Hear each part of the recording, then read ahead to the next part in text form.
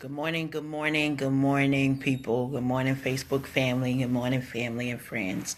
I got a day off, so I get to start early here. Again, with the topic of the adoption, and we are 2 days away. 2 days away.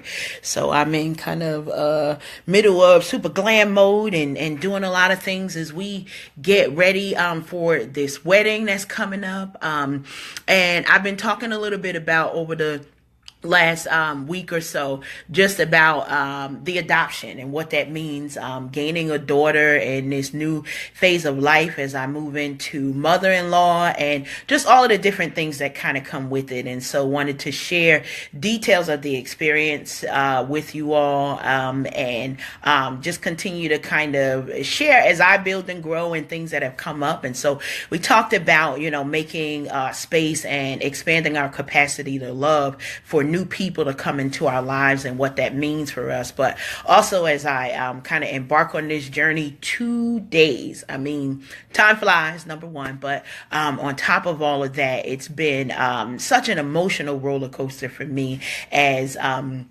I prepare. We got the hair, we got the shoes, we got all of the outward things, but really talking about the adoption today in the sense of what changes have I needed to make in my personal life and my thought, the emotional things, and even being more transparent and open as I'm sharing my life with folks that are a little bit more brand new to me. So thankfully, these are folks that these are folks that we've had introduction to for a long time, but now we get to move past the niceties to really becoming family and moving into what it is. Hi Rashim, hi Robin, hi Charlene, hi Miss Adele. Hope to see you.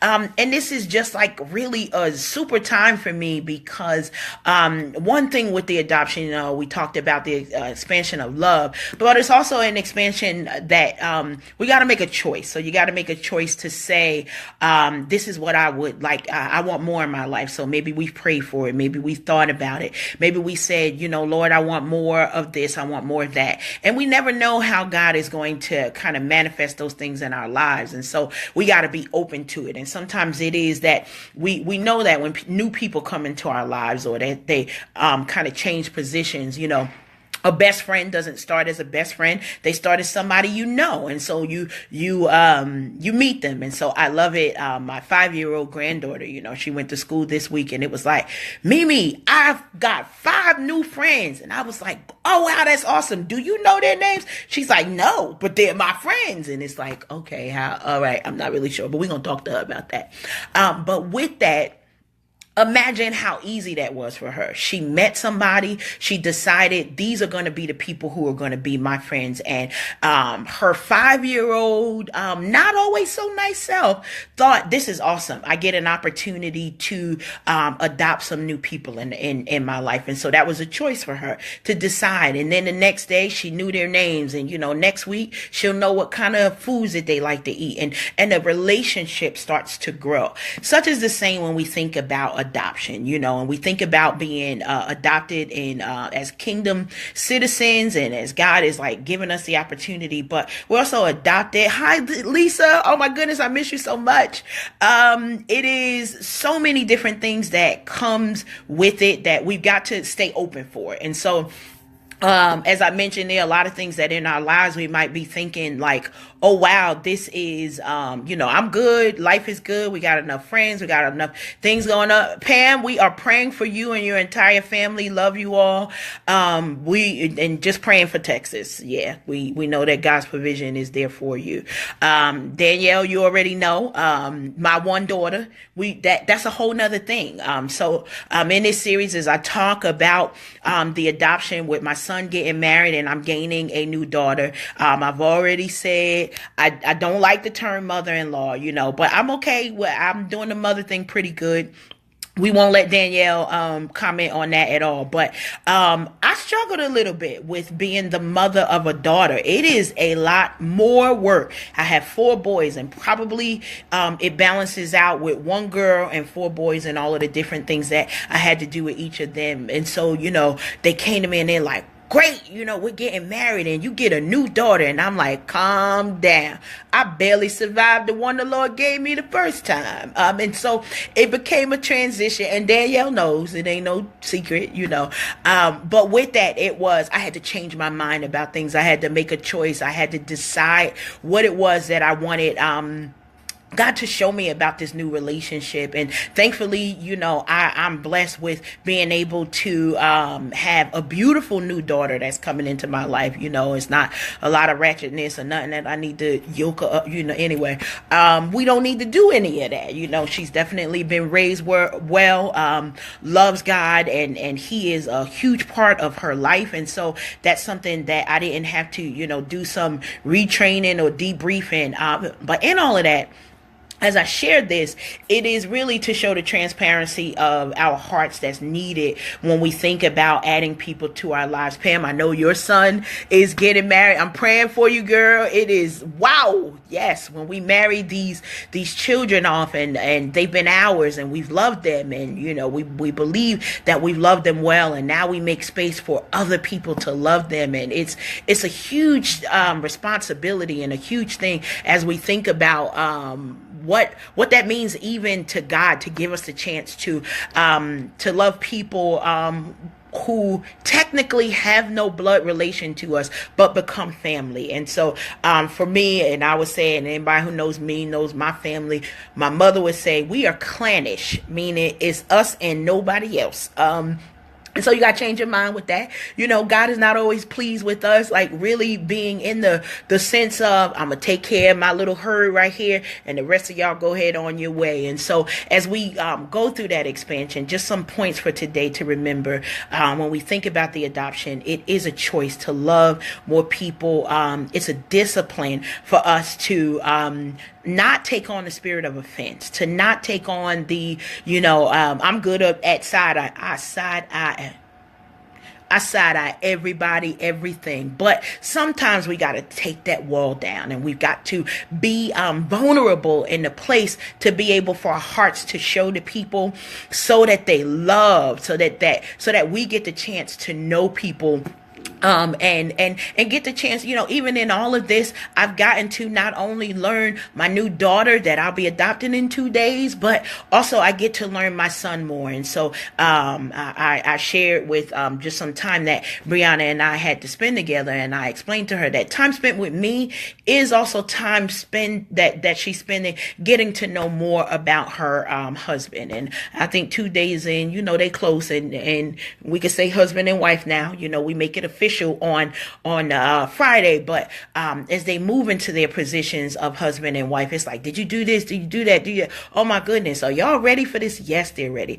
They're ready because her mom and dad have instilled the principles of Christ, and I've done the same for my son. And we've got a big, huge family that have continued to share and pour in, and they've been there through the slim times when we needed clothes and sharing socks and shoes, and now we're at a place where everybody's got their own space. Folks got their apartments, they got cars, they paying their own insurance and cell phone. Ooh, I felt that one. God is good. With all of that, it also comes new responsibilities for us on how do we care for our children? How do we care for the people around us? And so we got to make a point to be intentional and disciplined that when the parts of ourselves rise up and want to, kind of side eye, want to be those Holy Ghost thugs. Hey, Giovanna, you already know how that go. We ready. We aren't ready because God does need that for us to be able to move in kingdom. So a lot of times, my sisters, we say black ops. So black operatives, meaning that we know how to sniper somebody out, but we don't want to take out our own folks with friendly fire, and then have casualties and bodies on our hands, bodies on the words that we spoke. And so we want to be intentional about the things that we say, the things that we do. But also understand that we've got to have time for self-evaluation. We got to have time for thinking about what is it that we're saying to people? What are our intentions? What are our motives? We got them. Like to say, well, I don't have a motive. That is a lie. We have to be open and honest and say, I have an agenda. But Lord, if you could just make my agenda, not even craft, if you could just create my agenda so that it is able to be not about me. That is not about even the other person, but that it becomes about us sharing the love. We hear and they'll know that we are Christians by our love. Well, if we're not loving one another in the small circles that we give, the Bible tells us if we don't love our brother and say we love Christ, we are a lie. And so we got to work on loving each other. I didn't really find a scripture that said I need to like all y'all and everything that you do, but the altar is open every day. And so I pray for deliverance and openness and for God to continue to work on me. And I'm sharing this journey so that it is an encouragement to not just moms, but men and women and brothers and sisters. I know a lot of y'all and we're all in different places, but we all want to live great lives. We all want to show love because we want to be loved. And if you don't know, if you never experienced love, we just invite you to just open your heart and your mind so that you get more love. If you're closed off and you decide I ain't messing with those people because they did me wrong, but be wise. Be wise. It doesn't mean that you need to allow everybody to come and stomp on your heart and your thoughts, because they're dream killers. They're people who come just to steal, kill, and destroy. And just like we say that we want to be vessels and be available to be used by God, there are other people who think contrary and they live their lives in a contrary manner. And so as we go forward and look every day, let's try to find opportunities to share with one another and love with one another.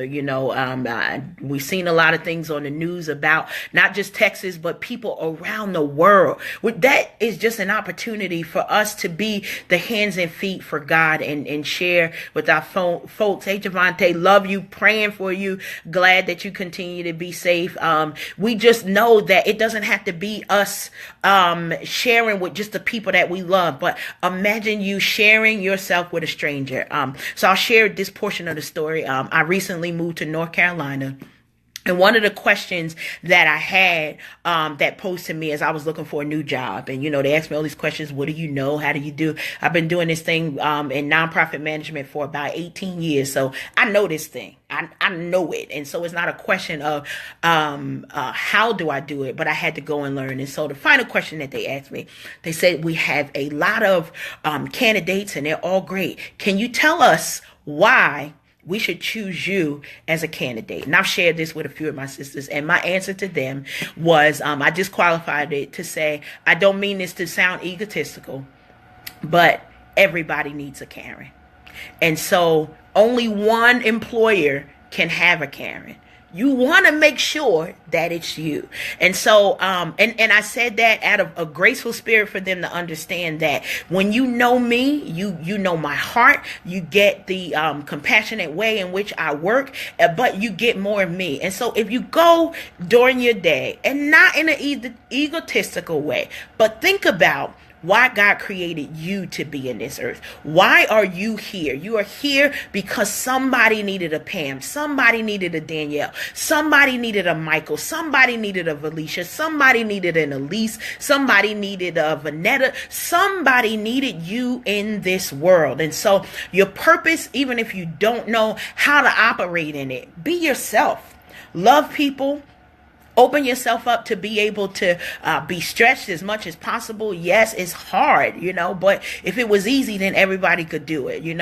We see examples, we see mentors, when we see people like who've passed on, Maya Angelou, and all the love that she's shown. If you've read any of her books, she did not start out with a nice legacy of things that happened. Even Oprah, these are people who are world renowned. We think of Nelson Mandela, the hardships that he went, and then we complain. And then we say our lives are hard. And then we say that this is too much for us to bear. Well, I raised 5 kids.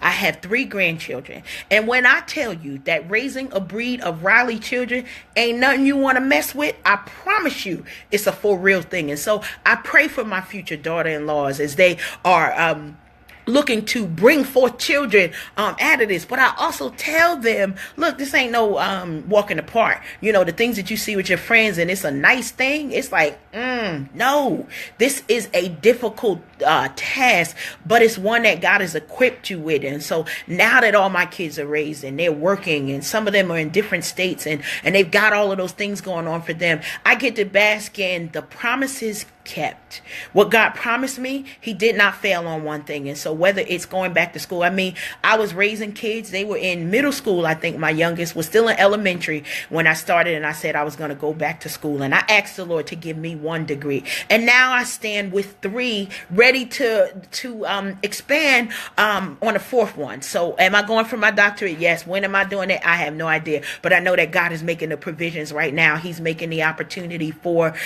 things to happen. So if you got dreams in your life, if you got things that you need to know, understand that as God brings new people into your life. See, here's the thing. I desire to be a wife. And the most fun part that I got to do during this time as I prepare to be a mother-in-law is that I got to, during this adoption, prepare my future daughter-in-law for her to be a wife. And while we were preparing her, who got prepared as well. So I got the same lessons that she got as we spent time together. I got the same impartation and revelation that God showed her for provision. Me. So while I'm preparing her, I got prepared myself. And it was a prayer. I'm like, Lord, if you can make me ready, who knew that I'd be getting ready through preparing my son for his? But the transparency, I mean, it is who I am. You know, you either love me or can't deal with me. But everybody needs a Karen. I say it because it's an awesome experience that I get to share my life with so many amazing people. I got like 800 friends on here.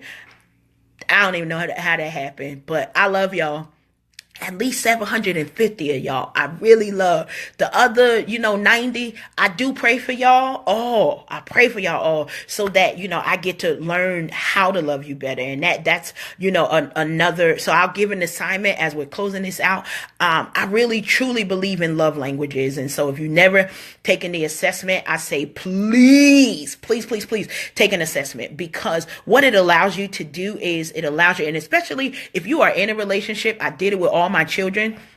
And I found out I was showing love to some of my children in a language that was not their primary language, which means that my acts of love were being missed. And so they felt like they weren't being loved. And the same thing for me. So I've done it in relationships. I've done it as a parent, but you need to do it with your serious relationships, because what good is it if you're wasting your time loving somebody the same way that you love the last person, or just, it's like, well, I'm just loving because this is the way that I do it. We got to always have take the opportunity to expand our hearts and our minds when we bring new people into our lives. And so take that love language assessment, see how well you know yourself, and see how well you get to do that with other people in your life. So whether it's a husband, whether it's a child, whether even it's a new relationship, I am all for leaning on the experts. So if you are somebody who's thinking, well, I need some therapy, or I need a counselor, maybe you need a career counselor, maybe you need some assistance in mental health. Yeah, it's a real thing.